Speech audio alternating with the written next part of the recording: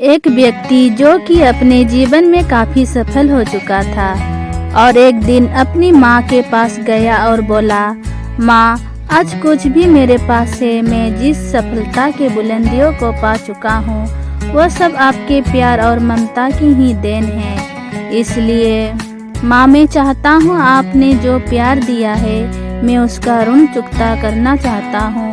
यह सुनकर माँ आश्चर्यचकित हो गई और बोली, नहीं बेटा, मुझे अपनी ममता और प्यार के बदले कुछ भी नहीं चाहिए।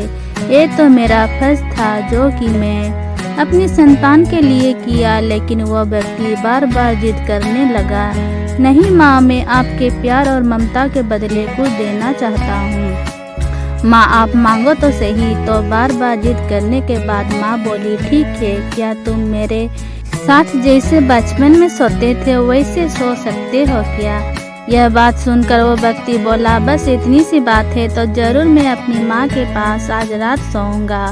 और जैसे ही रात में वो व्यक्ति अपने माँ के पास सो गया, माँ उठकर एक मग पानी ले आती है, जहाँ सोई थी उस तरफ से पानी डाल देती है, जिससे धीरे धीरे वो पानी उस व्यक्ति की तरफ भी चला गया और फिर नमी से वह व्यक्ति परेशानी महसूस करने लगा और दूसरी तरफ खिसक गया। तो फिर माँ ने और पानी डाल दिया, जिससे उधर भी नमी महसूस हुआ। तो वह तुरंत उठ गया और अपनी माँ के हाथ में मग देखकर गुस्से से बोला, आप क्या कर रही हो माँ? मुझे सोने क्यों नहीं देती हो? अब मुझे गीली बिस्तर पर भला कैसे सुला सकती हो?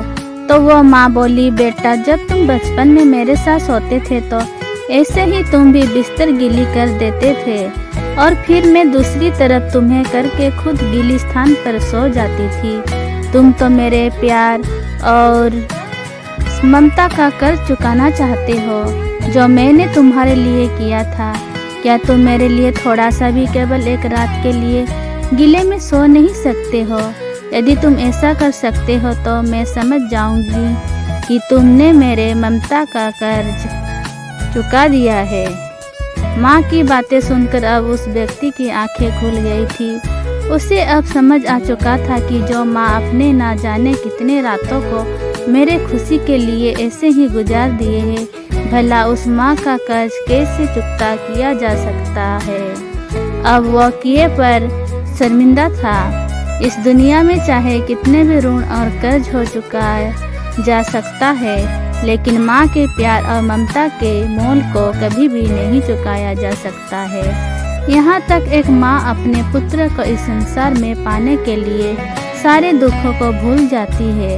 एक संतान जो कि माँ के कलेजे का टुकड़ा ही होता है, जिसे चाहकर भी माँ अपने संतान को कभी भी अपने से अलग होते हुए नहीं देखना चाहती है।